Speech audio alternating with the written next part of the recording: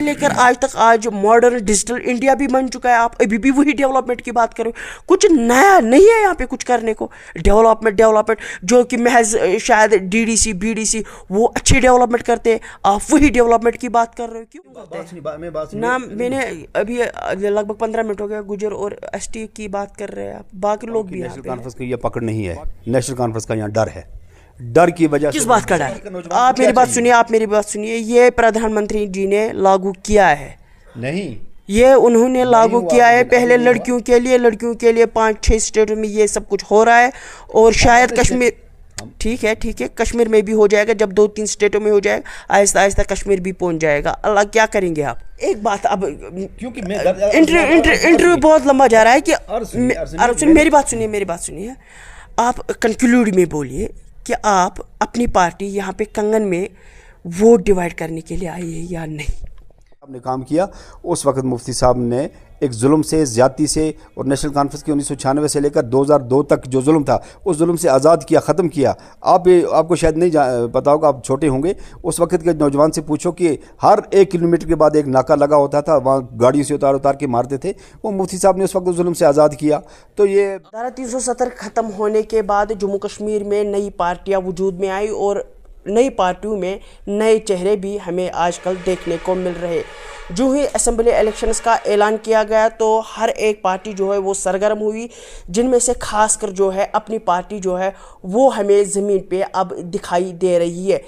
अपनी पार्टी की बात करेंगे, अपनी पार्टी जो ही लोकसभा इलेक्शन हुए और अपनी पार्टी ने लोकसभा इलेक्शंस में भी हिस्सा लिया, जहां पे उन जमानत जब्त हो चुकी, कहां पे अपने आप को देख रहे और जो उनके कैंडिडेट्स हैं वो अपने आप पे कहां पे देखते, ये अपने आप में एक बड़ा सवाल है। फिलहाल मेरे साथ एक कैंडिडेट मौजूद है जो कि कंगन कॉन्स्टिट्यूंसी से इलेक्शन लड़ने जा रहे हैं, और नया फेस है और नया चेहरा है और पहला इलेक्शन है।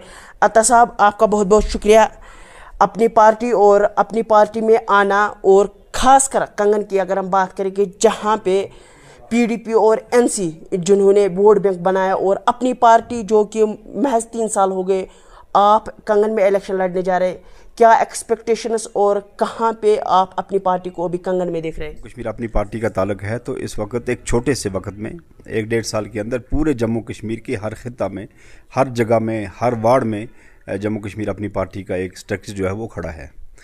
तो ये हमारा पहला इलेक्शन है। एक पार्लियामेंट के इलेक्शन में जो बीजेपी का जानबूझ के हमारे ऊपर टैग लगाया था, और उस वक्त बीजेपी के प्रेसिडेंट रविंद्र रैना ने जानबूझ के कहा था कि यहाँ बल्ला चलेगा। ये अपनी पार्टी को कमज़ोर करने की एक बीजेपी की पॉलिसी थी, साजिश थी, और बीजेपी वाले जानते हैं कि जम्मू कश्मीर में ख़ासकर बीजेपी को कोई एक्सेप्ट करने वाला नहीं है। उन्होंने जानबूझ के कश्मीर में हमें कमज़ोर करने की कोशिश की थी, जिसका एक बड़ा इम्पैक्ट पड़ा हमारे ऊपर। उसके बाद इंशाल्लाह फिर संभल के हम उठे हैं। वो एक साजिश थी, चाहे वो नेशनल कॉन्फ्रेंस के साथ थी उनकी या पीडीपी के साथ थी, वो खुद जाने, लेकिन उन्होंने जानबूझ के उस वक्त वो बयान दिया था, जिसकी वजह से यहाँ पे एक असर पड़ा। तो उसके बाद इंशाल्लाह रहमान, आपको लगता है कि इतना असर पड़ा है कि आपकी ज़मानत जब्त हो चुकी है, आप अभी इलेक्शन में फिर से आए? देखिए, तो सीधी सी बात है ना, जहाँ पे बीजेपी का नाम लगता है तो वहाँ तो उनकी ज़मानत जब्त है। आप देख लीजिए, बीजेपी ने हिम्मत नहीं की, जुर्रत नहीं की यहाँ वैली में कोई भी कैंडिडेट खड़ा करने की। ये तो उनको समझ आती है कि कश्मीर के अंदर बीजेपी को कोई एक्सेप्ट करने वाला है ही नहीं, क्योंकि बीजेपी ने जानबूझ के यहाँ का स्पेशल स्टेटस जो हमारा है, हमारी इज़्ज़त जो है, हमारी इज़्ज़त को यहाँ ख़त्म किया उन्होंने। हमारा स्पेशल स्टेटस जो था वो बीजेपी ने ख़त्म किया, और उसके साथ साथ नेशनल कॉन्फ्रेंस की सबसे बड़ी जिम्मेदार है उमर अब्दुल्ला साहब जो है, वो सबसे पहले मंत्री रहे बीजेपी के साथ। ये सारी मिली जुली थी, और दफ़ा 370 को तोड़ने से पहले फारूक अब्दुल्ला साहब, उमर अब्दुल्ला साहब, हसनैन मसूदी साहब और ये सारे जाके दिल्ली में 370 से 3 दिन पहले मिले हैं होम मिनिस्टर साहब से और प्राइम मिनिस्टर साहब से।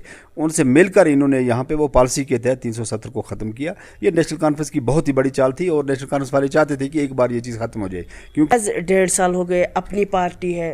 और अगर हम कंगन कॉन्स्टिट्यूंसी की बात करें, 1962 में कॉन्स्टिट्यूशन नए कॉन्स्टिट्यूंसी बनती है, और मियाँ निज़ामुद्दीन कियानवी इलेक्शन लड़ते हैं, कांग्रेस में थे तब, इलेक्शन जीतते हैं, तब से लेकर आज तक नेशनल कॉन्फ्रेंस यहाँ पे जीतती आ रही है, और अपोजिट में यहाँ पे पीडीपी 2002 से यहाँ पे कंपटीशन कर रहे हैं। बहुत ही अच्छी कंपटीशन होती है, लोग पीडीपी और एनसी को यहाँ पे चाहते हैं। अपनी पार्टी को महज 1.5 साल हो गए, आपको लगता है कि आप यहाँ पे वोट डिवाइड करने आए हैं?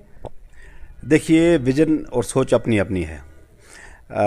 जब से आपने ज़िक्र किया कि हज़रत जनाब क़िबला मियाँ निज़ामुद्दीन लारवी अलैहि रहमत से लेकर अभी तक इन्होंने यहाँ पे इलेक्शन लड़े और जीते आए हैं। आप ही ये देखिए कि डेवलपमेंट कितनी हुई है, और ये सीट जो है ये लगातार एसटी के एक माया नाज लीडर के पास रही है, और एसटी कैटेगरी को कितना फ़ायदा हुआ है आप देख लीजिए। हमारे लोगों की क्या हालत है, आप जाके वहाँ देख लीजिए जिस जगह का नाम बाबा नगरी है, और पूरे जम्मू कश्मीर के लोग बाबा नगरी के साथ मोहब्बत करते हैं, प्यार करते हैं। आप देख लीजिए वहाँ के मिनिस्टर जो हैं उनकी खुद की प्रॉपर्टी देख लीजिए, और वहाँ पे एक गुज्जर जो है गरीब उसकी प्रॉपर्टी देख लीजिए। मैं ओपनली कहता हूँ, मेरे को जिस रब ने पैदा किया है वो मेरी जान लेने वाला है। यकीनन मेरी बात से बहुत ज़्यादा इसमें दुख होगा, लेकिन दुख होने वाली बात है। शायद मेरी बात से असर हो जाए कि उन लोगों को ख्याल हो इस चीज़ का कि बाबा नगरी के गुजरों को भी ज़रूरत है दुनिया के साथ चलने की, नारानाग के गुजरों को भी ज़रूरत है, पोशकर बाबा नगरी छतरगुल के लोग गुजरों को भी ज़रूरत है इस दुनिया के साथ चलने की, दुनिया का जो लो लंगर है उनके साथ चलने की। आप देख लीजिए वहाँ पे उन लोगों की हालत है आज तक। हालांकि अल्लाह ताला का फजल व करम है कि वहाँ पे कोई पैसे की कमी नहीं है, कोई इनकम की कोई कमी नहीं है, कोई ऐसा स्कूल मॉडल स्कूल बना के नहीं रखा जिससे एक गरीब यतीम बच्चे को पढ़ लिख के आगे जाने का मौका मिले। कोई यतीम कोई बच्चा जो है उस ट्रस्ट पे उस न्याज पे पढ़ के आगे बढ़े, कोई केएस करे, कोई डॉक्टरी करे, कोई इंजीनियर करे, एडमिनिस्ट्रेशन का हिस्सा बने। लेकिन बदकिस्मती से पिछले 70 साल से अगर देखें तो इतना कुछ होकर भी एक बच्चे को वहाँ अगर फ़ायदा नहीं मिला, तो आप मुझे बताइए कि फिर किस डेवलपमेंट की बात करते हैं आप, और किस फिर दूसरी बात यह कि सबसे बड़ी, अभी मैं कुछ लोगों से मिला, मैंने कहा जनाब मैं एक कमज़ोर आदमी हूँ, आप ताकतवर के साथ मत रहिए, इस बार कमज़ोर के साथ खड़ा हो जाइए, अल्लाह भी आपके साथ राज़ी होगा। वो बंदा मुझे वहाँ से कहता है कि मैं अगर नेशनल कॉन्फ्रेंस के ख़िलाफ़ वोट दे दूँगा तो गुनाह हो जाएगा।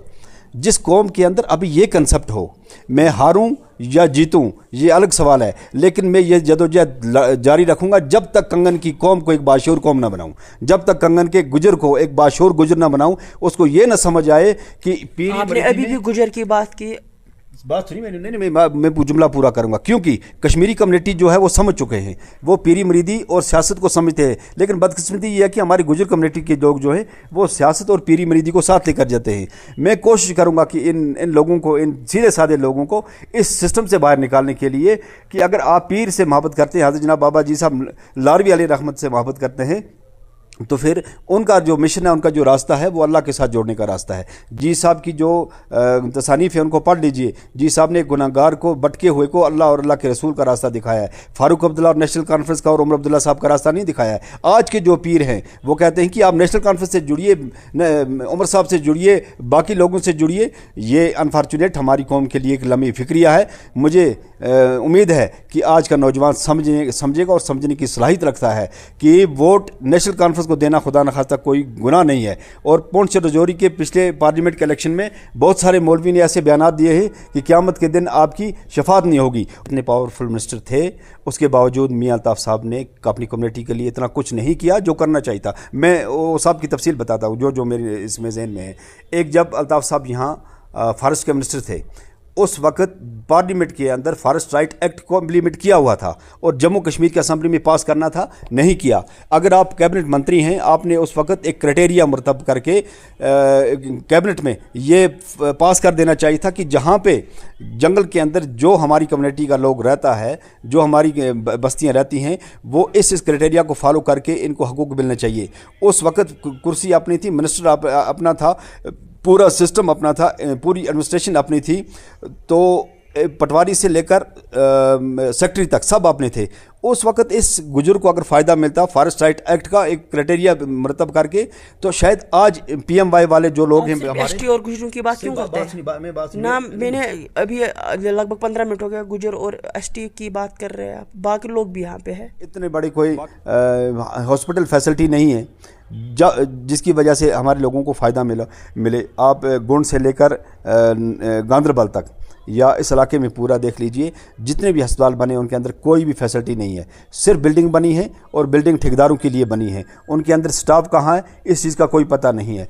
आप इन्हीं चीज़ों से अंदाज़ा लगा लीजिए कि कितना काम हुआ, कितनी डेवलपमेंट हुई है। डेवलपमेंट अगर हुई है, बिल्डिंगें बनी, वो ठेकेदारों के लिए बनी, आवाम के लिए नहीं बनी, लोगों के लिए नहीं बनी, बीमारों के लिए नहीं बनी, मरीजों के लिए नहीं बनी। कोई भी ऐसा मॉडल स्कूल बताएं जिससे कोई बच्चा IAS IPS KS engineer doctor बना हो, कोई भी ऐसा स्कूल बनाए जो बताएं जो नेशनल कॉन्फ्रेंस के दौर में इतना स्ट्रांग हो या उसमें इतनी फैसिलिटी हो कि गरीब के बच्चे को आगे बढ़ने का मौका मिले। सबसे बुनियादी चीज़ है कि अगर आप किसी कौम को एजुकेशन की फैसिलिटी से पीछे रखते हैं तो वो कौम आगे कभी नहीं बढ़ सकती, उनमें शऊर नहीं पैदा हो सकता। और ये जानबूझ के किया गया कि आपका कोई बच्चा जो है आगे न चले और उसको ये समझ ना आए कि पॉलिटिक्स क्या चीज़ है और पॉलिटिक्स में हमारा हक क्या है, ये न समझ आए। ये जानबूझ के किया। ये अगर कंगन के लोगों को ये बात समझ आ जाए, कंगन के नौजवानों को, तो शायद अपनी तकदीर बदलने का खुद फैसला कर सकते हैं। चाहूँगा नए चेहरे, आप पहली बार इलेक्शन लड़ने जा रहे और ST सीट है कंगन, और दूसरी ओर मियाँ साहब का जानशीन मियाँ मेहर अली मैदान में है, और दूसरा ST यानी जमात अली शाहीन यहाँ पे मौजूद है, उसका भी पहला इलेक्शन। यानी अगर हम तीनों की बात करेंगे तो इलेक्शन आपका पहला है, डेब्यू करने वाले हैं आप। खासकर अगर हम NC की बात करेंगे, NC का यहाँ पे पकड़ बहुत ही मजबूत है और PDP का पकड़ भी यहाँ पे बहुत ही मजबूत है। खैर वो सब अलग बात है, मगर डेब्यू करने वाले हैं आप। पहले आप कहाँ पे इस नज़रिए से देखते हैं, क्या आप जीत पाएंगे? शॉर्ट में आपका जवाब जानना चाहूँ। पहले मैं ये बताऊं कि नेशनल कॉन्फ्रेंस की पकड़ नहीं है, नेशनल कॉन्फ्रेंस का यहाँ डर है। डर की वजह से, किस बात का डर? डर है, मैं बताऊं कि जब हमने पिछले 2-4 साल से मैंने अपनी टीम बनाई, और टीम जब बनाई, जब सोशल मीडिया के ज़रिए पता चला, उसके बाद जब इलेक्शन का प्रोसेस शुरू हुआ, तब से लेकर अभी तक जितने भी मेरे साथी थे, एक एक को मुझसे निकाला गया। क्या इतना डर लगता था मुझसे?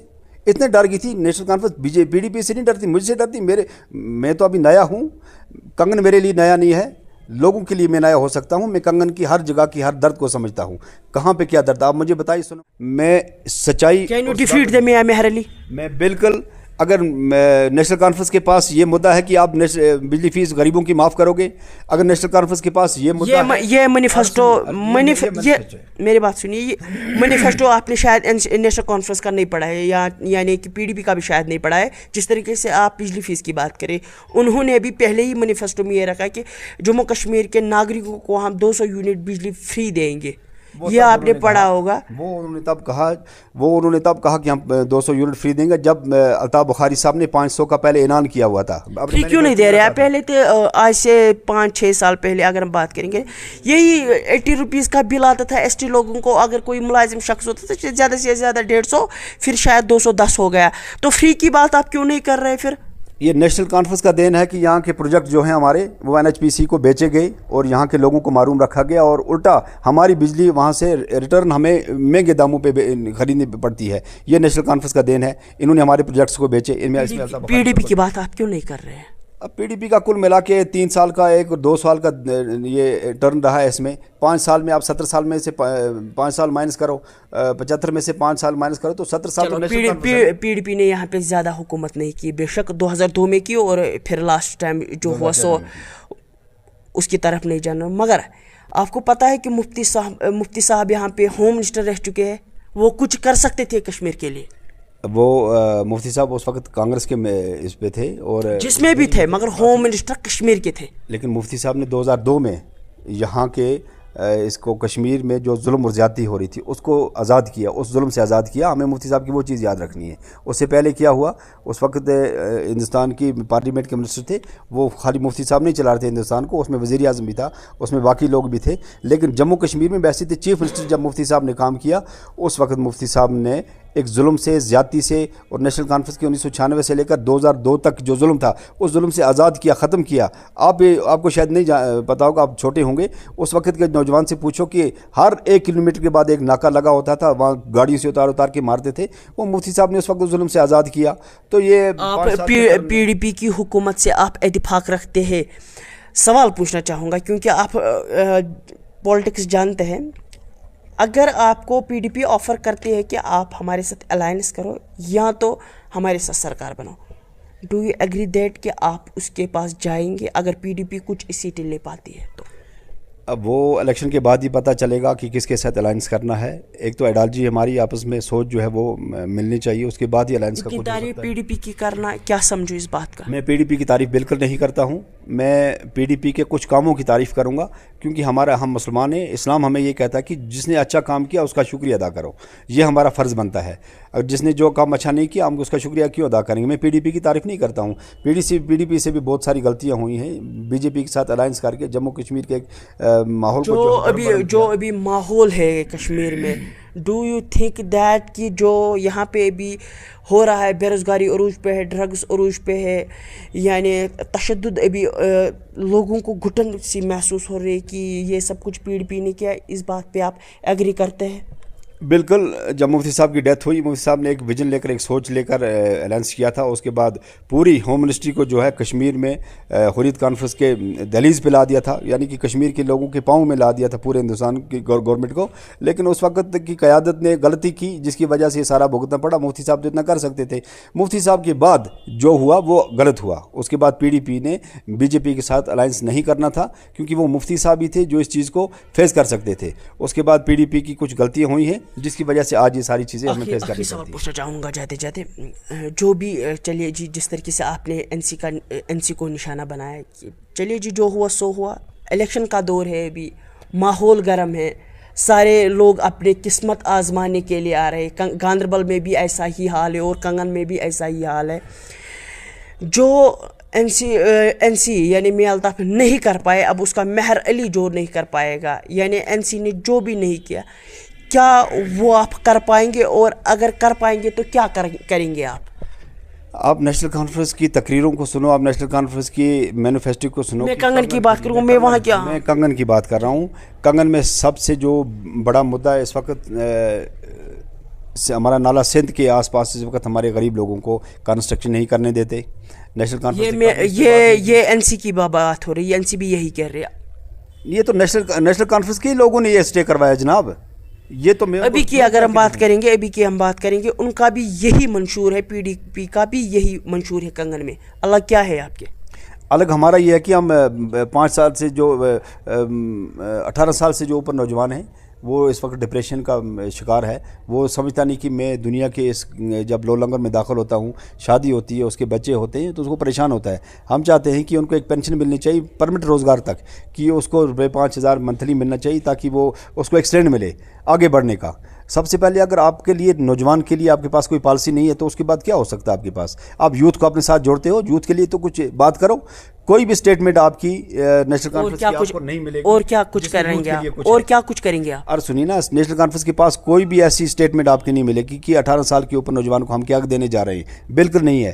کوئی بھی اسٹیٹمنٹ نہیں نیشنل کانفرنس کی آپ کو ملے گی جس میں یہ کہا گیا کہ ہم بجلی فیس سب کی، سارے BPLS کی معاف کریں گے اور اس کے بعد 500 یونٹ بجلی فری کریں گے۔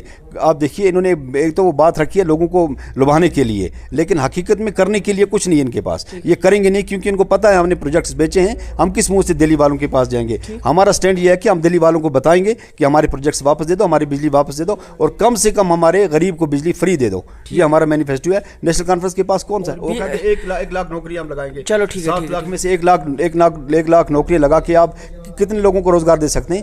آپ ایکول کام کیجئے جس سے ہر نوجوان کو فائدہ ملے۔